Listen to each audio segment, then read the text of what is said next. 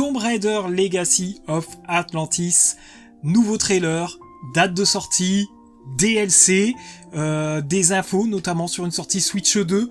Voilà, il y a énormément de choses, le début des précommandes, l'édition collector, il y a tellement de choses qui ont été partagées ce soir à l'occasion du State of Play chez, du coup, j'ai PlayStation, hein, forcément. Du coup, on va décrypter tout ça. Donc on va commencer par le trailer que je vais vous partager juste là, en version française. Allez, c'est parti, je vous laisse profiter.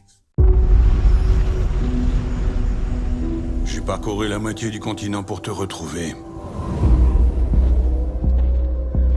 T'es pas facile à traquer.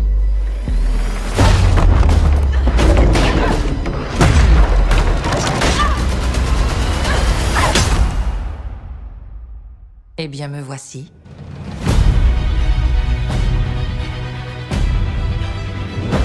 Mademoiselle Croft, j'entends dire que pour les récupérer, c'est vous qu'il faut engager. Il ne s'agit pas de gloire ou d'argent, ni même de créer un monde meilleur. Ceci est une énigme, enfouie sous le silence depuis des siècles. Vous ne semblez pas du genre à passer devant une porte verrouillée sans vous demander ce qu'il y a derrière. Il y a une raison pour laquelle je ne peux confier ça qu'à vous.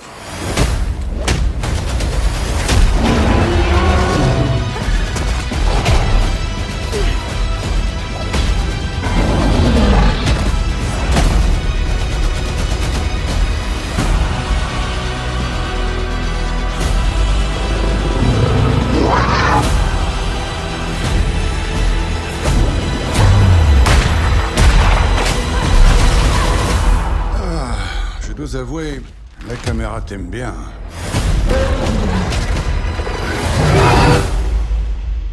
Tu n'en sembles pas ravi.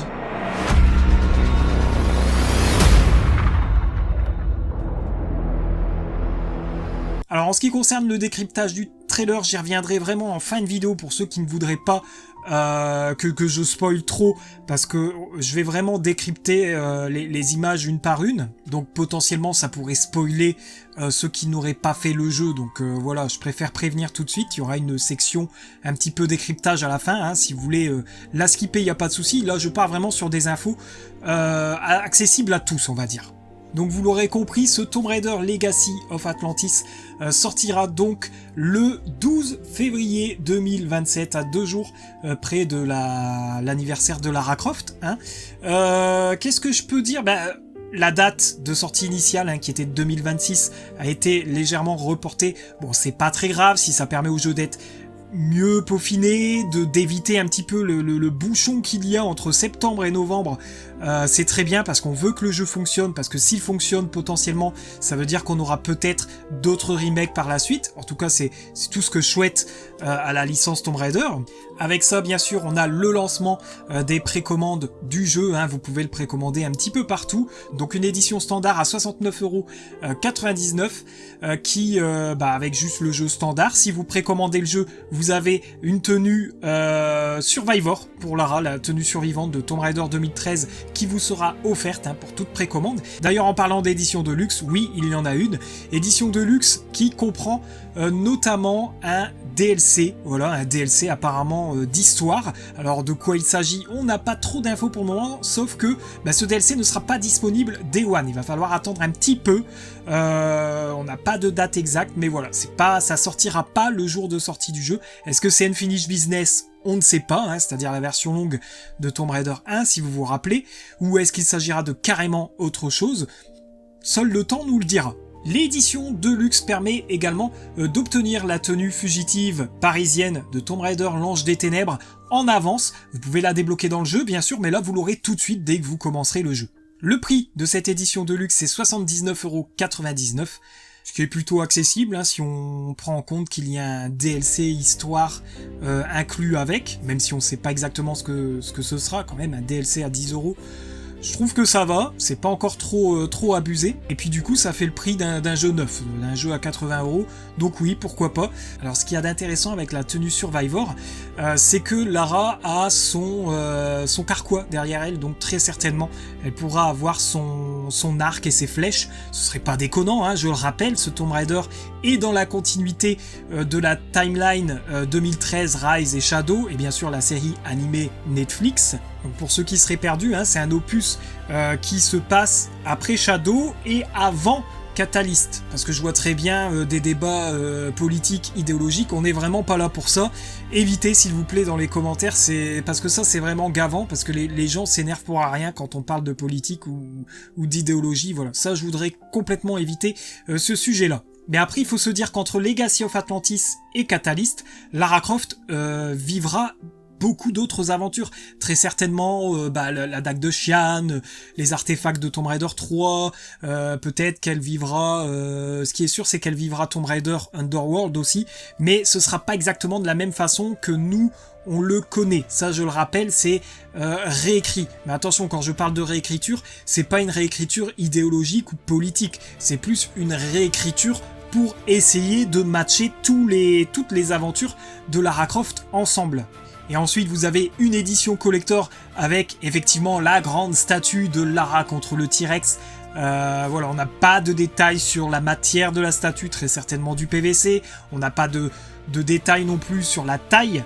Il y aura bien sûr un steelbook, un mini artbook, une broche avec le sceau, l'emblème de la famille Croft, et un porte-clés triumvirat de talisman. C'est pas étonnant, hein, c'est lié à l'Atlantide, bien sûr, et aux 3 monarques, en tout cas peut-être, hein, peut-être pas, peut-être qu'ils ont changé un petit peu l'histoire, on verra de toute façon quand le jeu sortira. L'édition collector, elle sera disponible à 200€, oui ça pique. Les précommandes ne sont pas encore lancées pour l'édition collector, ça ne saurait tarder également. Alors vous l'avez peut-être remarqué, mais une version Switch 2, Nintendo Switch 2 a été annoncée aussi, qui sera aussi disponible le 12 février 2027. Il n'y a pas encore les précommandes qui ont été lancées, mais ça ne saurait tarder apparemment. Alors peut-être qu'ils se réservent un autre trailer pour le Summer Game Fest, pour le lancement de la préco de la Switch 2, peut-être qu'ils attendent tout simplement un Nintendo Direct, je ne sais pas. Je ne sais pas pourquoi les précommandes ne sont pas lancées en même temps. Très certainement qu'ils voudront faire un focus, vraiment, sur la version Switch 2 en temps voulu. Avant de passer au décryptage de la bande-annonce, sachez qu'il y a certaines informations qui ont été partagées sur le site officiel. Donc Crystal Dynamics et Flying Wild Hog livrent des visuels spectaculaires portés par le moteur Unreal Engine 5, un game design moderne et des surprises inédites, tout en préservant l'essence et l'atmosphère de la première aventure de Lara. Chaque environnement a été enrichi de manière à apporter un vent de fraîcheur à l'exploration, au combat et aux énigmes. Dans la vallée perdue du Pérou, les énigmes ont été entièrement réinventées. Les salles, autrefois indépendantes dans l'original, forment désormais des environnements semi-connectés qu'il est possible d'explorer et d'aborder de différentes façons. Même les puzzles favoris des fans, tels que celui des engrenages, sont réinventés dans Tomb Raider Legacy of Atlantis. Ces éléments rendent le Pérou pleinement vivant, avec une identité et une histoire qui font de chaque moment iconique un souvenir inoubliable. Que vous soyez un débutant ou un vétéran de la saga Lara Croft, c'est le meilleur moyen de plonger à la source de la légende. Voilà, moi ce que j'apprends d'important ici, c'est que les énigmes vont être littéralement différentes. C'est-à-dire que dans Tomb Raider Anniversary, par exemple, l'énigme d'engrenage était quasiment la même. Ici, on aura quelque chose de vraiment nouveau. C'est ce qu'on remarque d'ailleurs dans le trailer. Et ce qu'il y a de nouveau aussi, c'est qu'ils insistent bien sur le fait que les environnements seront semi-connectés. Qu'est-ce que je comprends par là? Moi, ce que je comprends, c'est qu'on aura un peu un système à la Shadow of the Tomb Raider. C'est qu'on aura de grandes zones, par exemple le Pérou sera une grande zone, et qu'il y aura peut-être des environnements qui seront connectés que pendant un temps. Le temps d'un chapitre, par exemple. Moi, je pense par exemple que les cavernes, la cité de Vilcabamba et la vallée perdue ne feront qu'un, et que la tombe de Qualopec, elle sera plutôt liée à un chapitre. Voilà, ça fonctionnera peut-être par chapitre. Et une fois qu'on entre dans la tombe de Qualopec, on ne peut plus retourner en arrière parce que ce sera l'histoire, voilà. Et à la fin, quand le tombeau s'écroulera, on pourra peut-être revenir quand on veut dans la zone du Pérou pour explorer les 3 premiers niveaux, on va dire, entre guillemets, de Tomb Raider original ou de Anniversary, si vous voyez ce que je veux dire. Donc c'est parti, on part sur le décryptage, image par image, on va dire, de ce trailer de Tomb Raider Legacy of Atlantis. Ceux qui voudraient se garder certaines surprises, n'hésitez pas à quitter la vidéo, mais n'oubliez pas de liker, de partager, voilà, de laisser un petit commentaire sur quel effet vous font ces annonces. Et même si vous restez dans la vidéo, n'hésitez pas à le faire tout de suite, parce que bien souvent les gens oublient de mettre des likes, de commenter quand arrive la fin de la vidéo. Voilà, n'hésitez vraiment pas à le faire, parce que ça aide énormément la chaîne, les likes, les partages et surtout les commentaires. Voilà, c'est surtout ça qui est important, donc n'hésitez pas à interagir entre vous dans la vidéo, et puis moi bien sûr j'essaierai de vous lire et de vous répondre. Donc le trailer s'ouvre avec une mention qui précise bien sûr que le jeu a été capturé sur PS5 Pro, et on découvre donc la cascade, très certainement de la vallée perdue, je suppose que c'est là l'entrée du temple. Alors on voit tout de suite les éléments qui seront un petit peu manipulables, notamment avec le grappin, parce qu'il y a des cordes enroulées autour de certains mécanismes. Voilà, c'est quelque chose qui est très qu'on voyait souvent dans Shadow of the Tomb Raider, qui sera a priori repris ici.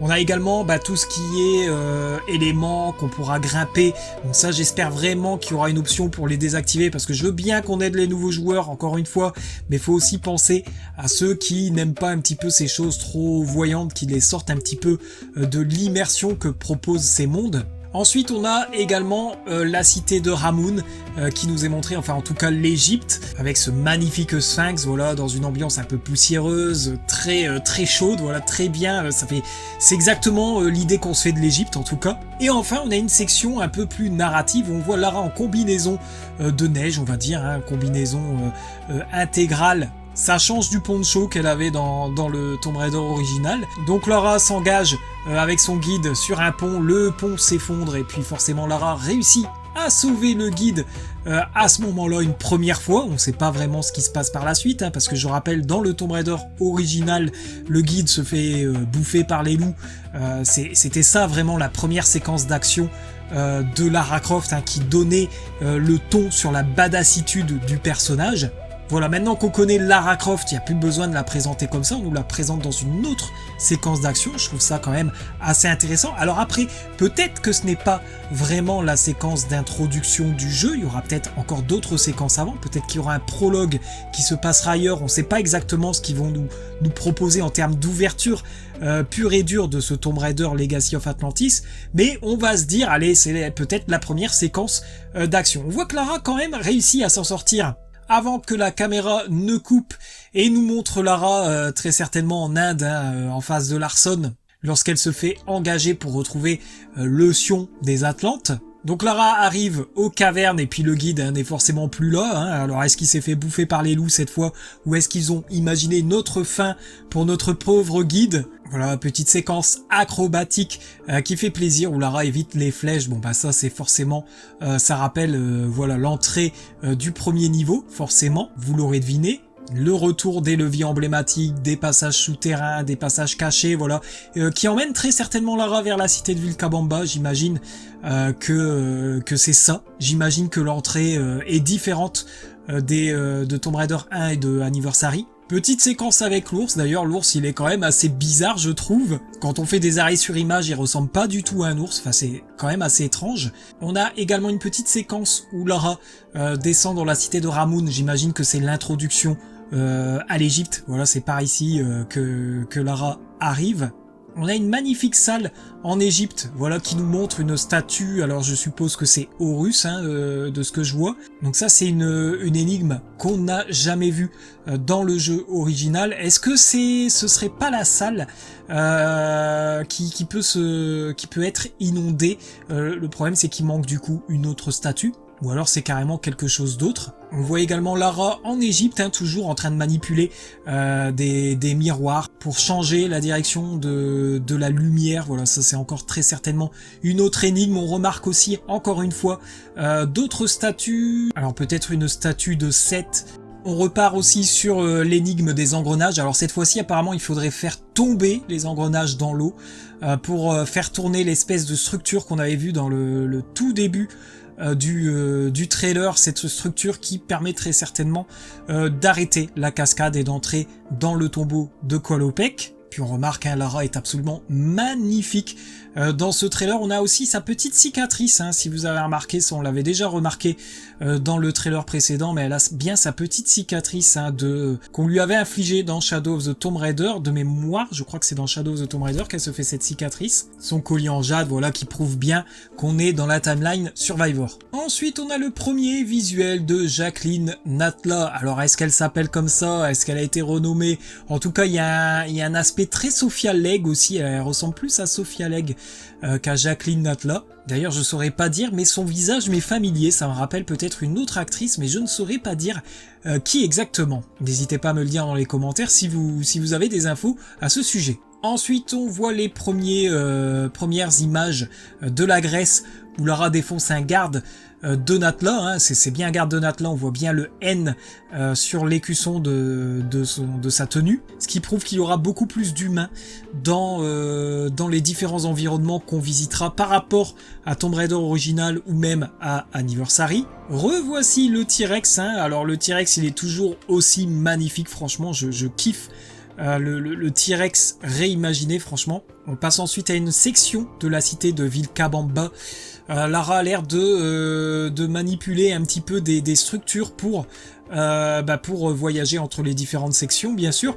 On remarque aussi d'ailleurs encore une fois qu'il y aura des séquences où il faudra s'élancer puis lancer son grappin. Regardez, on voit tout de suite le petit grappin ici dans une séquence assez cinématographique parce qu'on voit également le T-Rex tout de suite après qui essaie de croquer Lara. Ce qui prouve effectivement qu'ils ont ajouté beaucoup plus de narration, quelque chose de beaucoup plus cinématographique au jeu. Ici, Lara a l'air d'entrer dans le tombeau de Qualopec, enfin en tout cas c'est une des salles de chez Qualopec. Elle arrive devant Qualopec qui a l'air de tenir le sion dans sa main.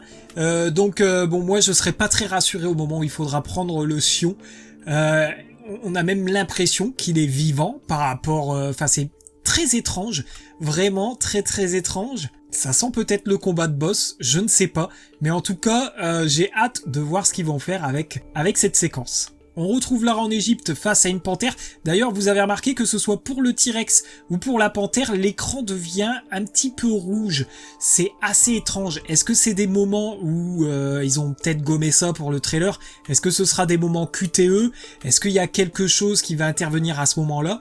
Je ne sais pas exactement, mais c'est quand même assez étrange cette façon de faire. Je pense pas que ce soit un effet de style du trailer. Je pense vraiment qu'il y aura une action particulière à réaliser à ces moments-là. Vous savez, les moments où les ennemis se jettent sur vous pendant une cinématique. Les petites séquences sous-marines, ça fait plaisir de voir ça parce que j'ai toujours aimé ces petites séquences, voilà, qui donnent un petit peu de stress qu'on vivait plus trop dans les derniers Tomb Raider. Allez, c'était peut-être revenu légèrement avec Shadow of the Tomb Raider, mais retrouver ces séquences sous-marines dans un Tomb Raider vraiment dans la veine des 6 premiers, c'est vraiment quelque chose qui me tenait à cœur. Ici, ça a l'air d'être la Grèce, on reconnaît les colonnes, un petit peu les statues grecques, peut-être la salle de Poséidon. Il y a d'ailleurs une petite séquence en extérieur en Grèce. Alors est-ce que c'est avant d'arriver au monument Saint-Francis? Est-ce que c'est le monument Saint-Francis ou alors un tout autre environnement? Est-ce que c'est le palais de Midas? Là on sait pas trop. Ça pourrait être avant d'arriver, je pense, au monument Saint-Francis, ce qui ajouterait voilà, quelque chose d'inédit dans le jeu finalement. Lara qui est capable de dégainer soit son pistolet de gauche, soit celui de droite. Ça c'est intéressant comme feature. On croise ensuite le palais de Midas, donc ça c'est une image que j'avais déjà un petit peu observée dans la précédente vidéo, hein. On voit la statue de Midas, la main en or. On remarque aussi qu'il y a beaucoup de caisses, hein, ce qui confirme vraiment la présence de beaucoup d'ennemis, beaucoup plus d'ennemis que dans l'opus original, beaucoup plus d'ennemis humains, on va dire. Voilà, petite séquence cinématique très certainement juste avant de quitter le tombeau de Qualopec, juste avant de quitter la tombe de Qualopec, hein, tout s'effondre, etc. C'est certainement un lieu dans lequel on ne pourra plus revenir et qu'il faudra faire attention à tout ce qui est collectible et tout, hein, ça on s'y attend forcément. Ensuite, c'est l'entrée en scène de Larson, hein, en Inde. Au moment où il met Lara en contact avec Jacqueline Natla, il va tendre un magazine et regardez bien ce magazine. Sur la 4e de couverture, on remarque le logo Rock Industries. Si ce logo ne vous dit rien, sachez que c'est un logo qu'on pouvait retrouver sur le blouson de l'Antarctique de Lara. Le fameux blouson orange d'ailleurs qu'on peut peut-être apercevoir sur ce magazine. Et enfin, sur la première de couverture, alors on n'a pas le Bigfoot, non malheureusement, mais ça y fait mention quand même. Et regardez les autres références. On a aussi une référence à Carter Bells. Donc Carter Bell, si vous vous souvenez de lui, c'est le personnage qu'on pouvait aussi contrôler dans Lara Croft and the Temple of Osiris. On le voyait aussi dans le comics Lara Croft and the Frozen Omen, dans la timeline bien sûr Legend Anniversary Underworld. Et il est bien sûr apparu dans Lara Croft Relic Run. Autre référence, c'est Curtis Trent. Alors ça, c'est beaucoup plus étonnant. Curtis Trent versus l'inconnu. Donc voilà, on sait que Curtis Trent existe dans cette timeline. Donc est-ce que ça annonce son retour? Ça, j'en serais pas si sûr. Mais au moins, on sait qu'il existe et que la porte est entrouverte, on va dire. Et une autre référence, mais celle-ci on n'est pas étonné, le Dr Whitman. Donc le Dr Whitman, je rappelle, c'était le caméraman qui nous suivait dans le Tomb Raider 2013, qui est malheureusement décédé. D'ailleurs, le titre L'héritage au-delà de la caméra n'est pas là pour rien, je pense. Autre séquence de course-poursuite entre les Raptors et le T-Rex et Lara, bien sûr. Donc je pense très certainement que là c'est une cinématique. Et enfin, une dernière image, on va dire, de Lara qui cherche peut-être quelqu'un qui est en train de lui parler. Là, ça a l'air vraiment d'être notre ami Pierre Dupont qui disparaît, qui réapparaît derrière l'une ou l'autre des colonnes. Là, je pense que c'est vraiment lui et qu'il n'y a plus de doute sur sa présence dans le jeu. Voilà tout ce qu'on pouvait dire sur ce Tomb Raider Legacy of Atlantis. J'espère que la hype est à fond chez vous parce que moi, vraiment, la hype est ici. Je vous fais pas dire, mais moi l'édition collector ça va être Day One, je suis un gros pigeon dès qu'on parle de Tomb Raider. Oui, vous pouvez me juger sur ça si vous voulez. Mais voilà, j'espère que ça vous aura plu, j'espère que cette vidéo vous aura plu, que vous aurez appris des choses et j'espère que vous pourrez m'en apprendre aussi. N'hésitez pas dans les commentaires si vous avez des choses à ajouter, des choses également à partager de votre côté.